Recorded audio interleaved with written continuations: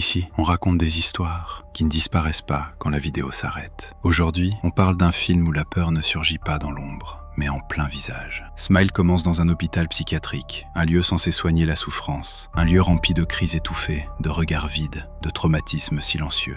Rose Cotter y travaille, elle est psychiatre, elle écoute les autres, elle analyse, elle diagnostique, elle croit comprendre la peur. Mais Rose ne sait pas encore qu'elle est sur le point de devenir patiente dans sa propre histoire. Ce jour-là, une jeune femme est admise en urgence, Laura Weaver. Laura est en état de choc, elle tremble, elle pleure, mais surtout, elle regarde partout autour d'elle. Laura affirme qu'elle est suivie, pas par une personne, pas par un homme, pas par une femme, par quelque chose.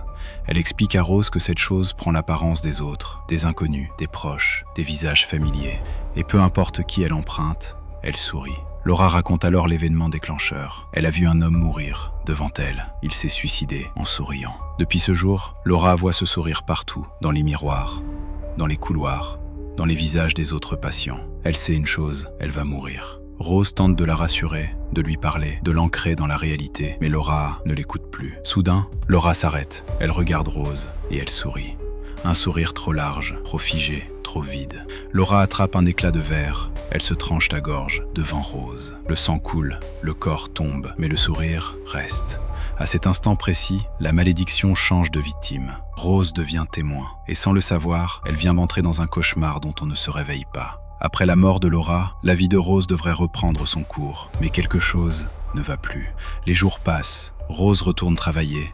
Elle tente de faire comme si rien ne s'était produit, mais son corps et son esprit savent déjà la vérité. Tout commence par des détails, des choses presque invisibles. Un patient qui sourit trop longtemps, un collègue qui la fixe, sans raison. Rose cligne des yeux, le sourire disparaît. Elle se dit que c'est le stress, puis viennent les hallucinations. Rose entend son nom, elle se retourne, il n'y a personne. Dans les couloirs de l'hôpital, les visages changent. Un patient se tord le visage, sourit, puis redevient normal. La nuit, Rose ne dort plus. Elle revoit la scène, encore. Le sourire de Laura, le verre, le sang. Rose tente d'en parler à son fiancé, Trevor. Elle lui décrit ce qu'elle voit, ce qu'elle ressent. Mais Trevor ne la croit pas. Il parle de traumatisme, de stress post-traumatique. Il lui dit de se reposer. Les sourires deviennent plus fréquents, plus proches, plus personnels. Rose comprend une chose terrible. La malédiction la regarde. Elle l'atteste, elle la fatigue, elle la pousse à douter de sa propre raison. À l'hôpital, un incident éclate. Un patient agressif est amené. Mais soudain, le patient sourit. Un sourire immense, impossible. Puis il se fracasse le visage contre une table, devant Rose. Encore un suicide, encore un témoin, encore un sourire. Rose commence à comprendre que ce qu'elle vit n'est pas une coïncidence. Mais admettre la vérité signifierait accepter que quelque chose la poursuit réellement. Et pour l'instant, Rose refuse d'y croire, parce que croire serait déjà perdre. Rose n'a plus le choix. Ce qu'elle vit ne ressemble plus à une simple fatigue. Quelque chose suit un schéma.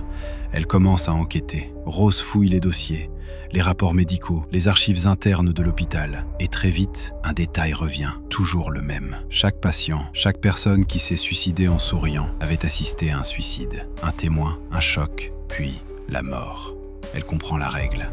La malédiction se transmet lorsqu'une personne assiste à un suicide violent et survit. Ensuite, la victime commence à voir des sourires, à halluciner. Puis, après quelques jours, elle meurt à son tour. Rose réalise alors que son temps est compté. Elle n'est pas la première et elle ne sera pas la dernière. Elle contacte un ancien policier, Joel. L'homme était présent lors de l'intervention après la mort de Laura. Joel accepte de l'aider. Ensemble, ils interrogent des témoins. Ils découvrent un survivant. Un homme brisé, terrifié. Il leur raconte tout. Il a vu quelqu'un mourir en souriant. Puis les hallucinations ont commencé. Les sourires, les visions, la perte de contrôle. L'homme explique la seule chose qui lui a permis de survivre. Il a tué quelqu'un devant un témoin. Un meurtre. La malédiction a changé de cible. Rose est horrifiée. Pour survivre, il faudrait tuer et transmettre l'horreur à quelqu'un d'autre. Rose refuse cette idée. Elle ne peut pas devenir ce qu'elle combat, mais le temps passe. Les hallucinations s'intensifient. Rose voit Laura, encore. Elle sourit, toujours. La règle est claire. La malédiction ne s'arrête pas. Elle se transmet ou elle tue. À partir de ce moment-là, tout s'effondre. Rose ne dort presque plus. À l'hôpital, ses collègues commencent à la regarder autrement. Rose fait des erreurs.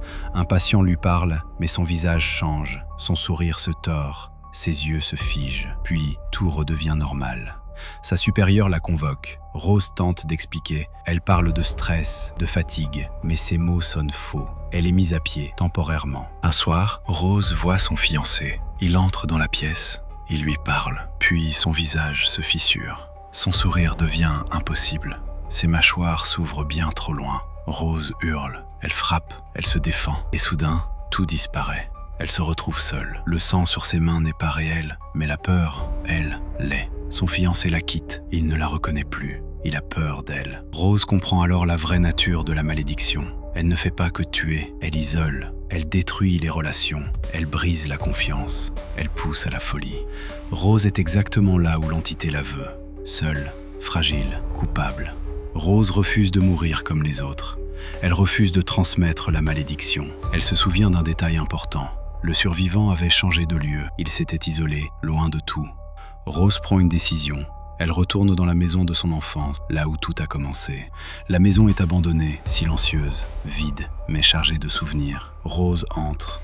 Chaque pièce ravive un traumatisme, les cris, la peur, l'impuissance. Elle revit la scène, sa mère, malade, instable, en détresse. Rose, enfant, immobile. Elle comprend enfin. La malédiction ne s'est pas accrochée par hasard. Elle s'est nourrie de sa culpabilité. Rose décide d'affronter l'entité, pas de fuite, pas de témoin.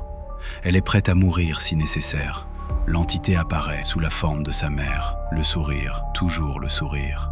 L'entité parle, elle accuse, elle manipule. Elle répète les mots de Rose. Elle se nourrit de sa honte. Mais cette fois, Rose répond. Elle crie, elle affronte, elle refuse. Elle met le feu à la maison. Les flammes engloutissent tout. La maison, les souvenirs, la peur.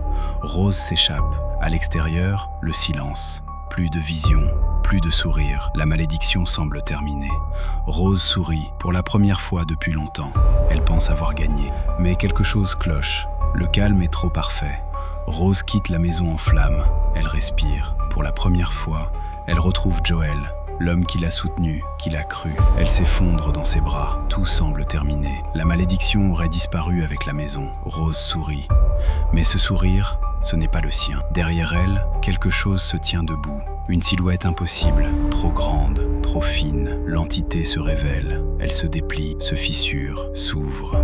Un corps dans un corps. Des visages, des dizaines de visages. Toutes les victimes. Elle rampe hors de Rose. Elle force sa bouche. Elle entre. Rose hurle, mais il est trop tard. La malédiction a gagné. Joel regarde. Il voit tout. Il devient le témoin. Rose se tourne vers lui et elle sourit. Elle s'embrase sous les yeux de Joel. La malédiction se transmet, le cycle continue. Encore, c'est ça, Smile. Une horreur qui ne se combat pas, elle se regarde. Le film ne parle pas de monstres, il parle de traumatisme, de culpabilité. La malédiction se nourrit de ceux qui regardent, de ceux qui savent mais n'agissent pas. Smile nous dit une chose, la douleur ignorée revient toujours. C'était Smile, 2022. Un film qui ne cherche pas à faire peur, mais à rester. Dis-moi en commentaire, à quel moment le film t'a vraiment mis mal à l'aise? Like, abonne-toi et rejoins Kraos. Parce que parfois, le pire cauchemar, c'est celui qui te sourit.